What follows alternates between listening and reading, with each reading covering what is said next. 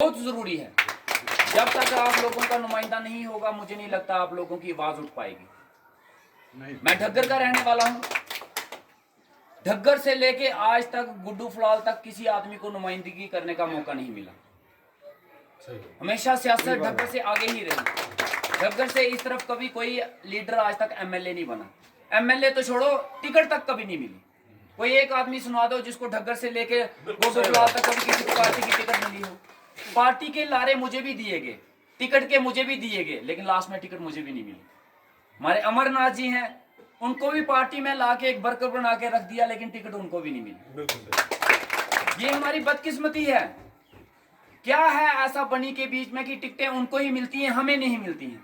ऐसा क्या है? ऐसी कौन सी लीडरी सिर्फ उनमें ही है जो हम में नहीं है? ऐसा क्या है कि वही नुमाइंदगी कर सकते हैं, हम नहीं कर सकते?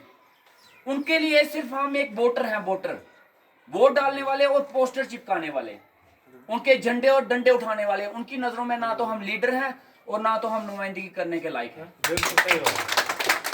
आज के टाइम में दुनिया में, हमारे देश में सबसे बड़ी पार्टी बीजेपी बोली जाती है। बीजेपी सबसे बड़ी पार्टी है और इस जो पार्टी सबसे बड़ी होती है उसमें टिकट लेने की सबसे लंबी रेस लगी होती है कि हमें भी टिकट चाहिए। लेकिन बनी में सिर्फ एक नाम जाता है बीजेपी की टिकट के लिए, सिर्फ एक नाम जाता है, बाकी किसी का नाम नहीं जाता।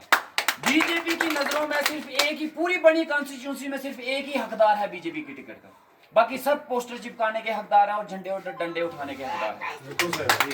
हमारी आज ये हालत हो चुकी है कि हम लोग नुमाइंदगी करने के लिए पार्टी की नजरों में नहीं रहे। मैं डॉक्टर था, सरकारी नौकरी कर रहा था, आराम से कर रहा था, मुझे कोई सियासत में आने की जरूरत नहीं थी और शौक भी नहीं था। लेकिन आया हूं तो जिद की वजह से और मजबूरी की वजह से। मैंने अपनी नौकरी के दौरान में 9 साल मैंने नौकरी कोठी चंडियार में की है और कोठी चंडियार के एक एक बच्चे से आप जाके पूछ सकते हैं कि मेरी नौकरी कैसी रही। मैंने उस समय कोठी चंडियार में नौकरी करना शुरू की जब वहां पे डॉक्टर नहीं जाया करते थे। वहां के लोग हर 6 महीने के बाद उस हॉस्पिटल को ताला लगाते थे क्योंकि डॉक्टर नहीं वहां पे जाते थे।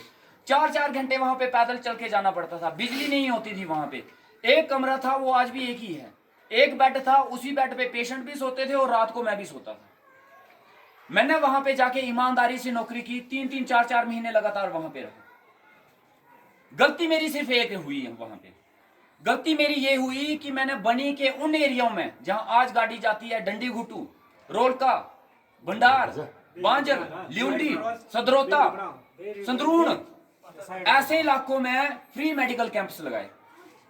अपने से दवाइयां ली, वहां पे पहुंचाई और वहां पे आज तक तकरीबन ज्यादा नहीं तो 2-3 हजार फ्री मेडिकल कैंप्स मैंने लगवाए हैं वहां पे। शायद हिंदुस्तान में इतने फ्री मेडिकल कैंप्स किसी ने नहीं लगाए होंगे।